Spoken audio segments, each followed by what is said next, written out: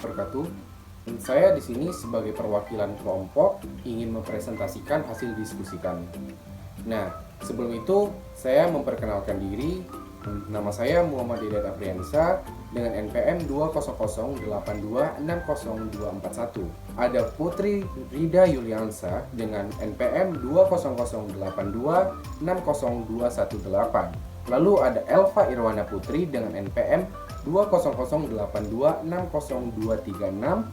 Ada juga Andri Aulia dengan NPM 20082602111. Lalu ada Alfi Nugraha dengan NPM 20082602339. Di sini kami akan membahas Pancasila sebagai sistem etika bangsa. Nah, sebelum itu kita masuk ke pengertian dulu.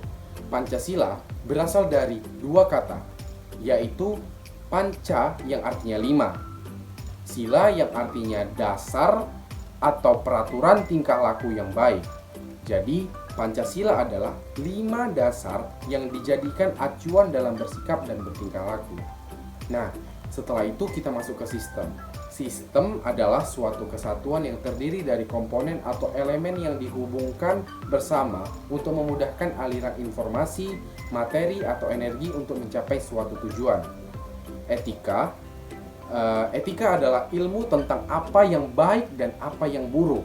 Nah, jadi etika ini menentukan gitu tentang hak dan kewajiban moral, kumpulan asas atau nilai yang berkenaan dengan akhlak, nilai mengenai benar dan yang dianut golongan masyarakat. Nah, kita masuk ke pembahasan. Nah, yang pertama ada makna nilai dasar Pancasila, dan yang kedua Pancasila sebagai dasar etika kehidupan berbangsa dan bernegara, serta yang ketiga nilai-nilai Pancasila sebagai nilai fundamental terhadap sistem etika negara. Kita masuk ke poin yang pertama, makna nilai dasar Pancasila. Pengertian Pancasila harus dimaknai kesatuan yang bulat, hierarkis dan sistematis. Dalam pengertian itu, maka Pancasila merupakan suatu sistem filsafat sehingga kelima silanya memiliki esensi makna yang utuh.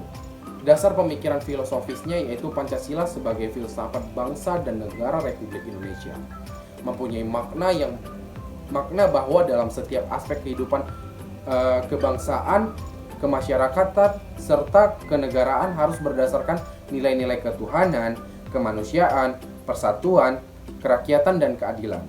Titik tolak pandangan itu adalah negara adalah suatu persekutuan hidup manusia atau organisasi kemasyarakatan manusia. Hal di atas dapat dijelaskan sebagai berikut. Yang pertama, nilai-nilai Pancasila timbul dari bangsa Indonesia, sehingga bangsa Indonesia sebagai causa materialis. Nilai-nilai itu sebagai hasil pemikiran, penilaian kritik, serta hasil refleksi filosofis bangsa Indonesia. Nah, yang kedua, nilai-nilai Pancasila merupakan filsafat atau pandangan hidup bangsa Indonesia, sehingga merupakan jati diri bangsa yang diyakini sebagai sumber nilai atas kebenaran, kebaikan, keadilan, dan kebijaksanaan dalam hidup bermasyarakat, bangsa, dan bernegara. Nah, yang kedua, Pancasila sebagai dasar etika kehidupan berbangsa dan bernegara. Dengan keluarnya ketetapan MPR nomor 6 MPR tahun 2001 tentang etika kehidupan berbangsa, bernegara, dan bermasyarakat, yang merupakan penjabaran nilai-nilai Pancasila sebagai pedoman dalam berpikir, bersikap, dan bertingkah laku yang merupakan cerminan dari nilai-nilai keagamaan dan kebudayaan yang sudah mengakar dalam kehidupan bermasyarakat. Nah, etika kehidupan berbangsa, bernegara, dan bermasyarakat bertujuan untuk yang pertama, memberikan landasan etika moral bagi seluruh komponen bangsa dan menjelaskan kehidupan kebangsaan dalam berbagai aspek, menentukan pokok-pokok etika kehidupan berbangsa, bernegara, dan bermasyarakat, serta menjadi kerangka acuan dalam mengevaluasi pelaksanaan nilai-nilai etika dan moral dalam kehidupan berbangsa, bernegara, dan bermasyarakat.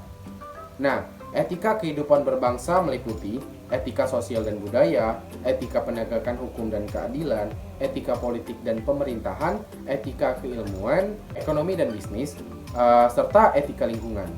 Kita masuk ke etika sosial dan budaya.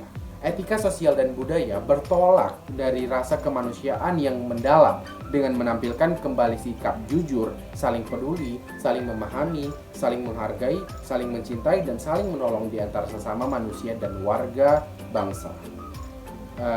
Kita lanjut ke etika politik dan pemerintahan. Etika politik dan pemerintahan dimaksudkan untuk mewujudkan pemerintahan yang bersih, efisien, dan efektif, serta menumbuhkan suasana politik yang demokratis, bercirikan keterbukaan dan rasa bertanggung jawab. Tanggap akan aspirasi rakyat, menghargai perbedaan, jujur dalam persaingan, kesediaan untuk menerima pendapat yang lebih benar, serta menjunjung tinggi hak asasi manusia dan keseimbangan hak dan kewajiban dalam berkehidupan berbangsa. Lalu kita masuk ke etika ekonomi dan bisnis. Etika ekonomi dan bisnis dimaksudkan agar prinsip dan perilaku ekonomi dan bisnis, baik oleh perseorangan, institusi, maupun pengambilan keputusan dalam bidang ekonomi, dapat melahirkan kondisi dan realitas ekonomis yang bercirikan persaingan yang jujur. Nah, jadi etika ekonomi dan bisnis ini harus dapat melahirkan kondisi realitas ekonomi yang bercirikan persaingan yang jujur, berkeadilan, mendorong perkembangan etos kerja ekonomi dan daya tahan ekonomi dalam kemampuan saing. Etika penegakan hukum dan keadilan. Etika penegakan hukum dan keadilan dimaksudkan untuk menumbuhkan kesadaran tertib sosial. Ketenangan dan keteraturan hidup bersama hanya dapat diwujudkan dengan ketaatan terhadap hukum dan seluruh peraturan yang berpihak pada keadilan, keseluruhan hukum yang menjamin tegaknya supremasi dan kepastian hukum sejalan dengan upaya pemenuhan rasa keadilan yang hidup dan berkembang di dalam masyarakat. Lalu kita masuk ke etika keilmuan. Etika ini mendorong tumbuhnya kemampuan menghadapi hambatan, rintangan, dan tantangan dalam kehidupan, mampu mengubah tantangan menjadi peluang, mampu menumbuhkan kreativitas untuk penciptaan kesempatan baru dan tahan uji pantang menyerah. Lalu kita masuk ke etika lingkungan. Etika lingkungan menegaskan pentingnya kesadaran, menghargai, dan melestarikan lingkungan. Karena jika kita tidak memiliki etika lingkungan ini, secara tidak langsung sumber daya alam yang ada di negara ini tidak bisa kita jaga dengan baik gitu. Lalu kita masuk ke poin ketiga, nilai-nilai Pancasila sebagai nilai fundamental terhadap sistem etika negara. 1. Ketuhanan yang Maha Esa, meliputi dan menjiwai keempat sila lainnya. Dalam sila ini tergantung nilai bahwa negara yang didirikan adalah pengejawantahan Tuhan manusia sebagai makhluk Tuhan yang Maha Esa. Yang kedua, kemanusiaan yang adil dan beradab. Kemanusiaan berasal dari kata manusia, yaitu makhluk yang berbudaya dan memiliki potensi pikir, rasa, karsa, dan cipta. Lalu, persatuan Indonesia.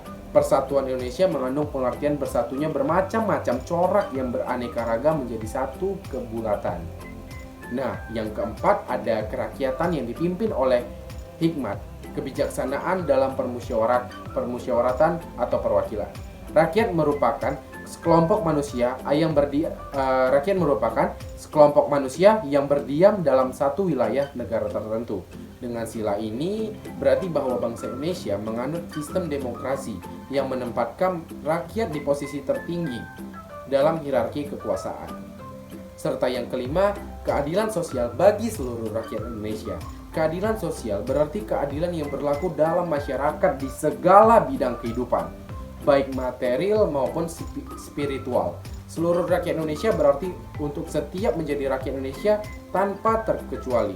Berarti kita setiap warga negara Indonesia harus memiliki keadilan sosial bagi seluruh rakyat Indonesia. Berarti kita harus memiliki keadilan sosial. Nah, C. Kaidah pelaksanaan. Sesuai dengan bab 4 TAP MPR nomor 6 MPR 2001, kebijakan untuk internalisasi dan sosialisasi etika kehidupan berbangsa dilakukan secara sungguh-sungguh dengan kaidah-kaidah berikut. Nah, internalisasi dan sosialisasi etika kehidupan berbangsa tersebut menggunakan pendekatan agama dan budaya. Internalisasi dan sosialisasi etika kehidupan berbangsa dilakukan melalui pendekatan komunikatif, dialogis, dan persuasif. Tidak melalui cara indoktrinasi. Berarti dia tidak ada doktrin ya, atau pencucian otak, penghasutan seperti pengajakan secara paksa dan sebagainya macamnya.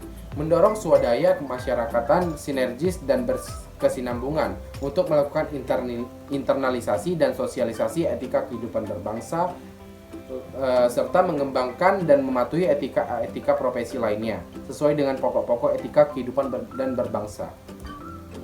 B. Kesimpulan. A.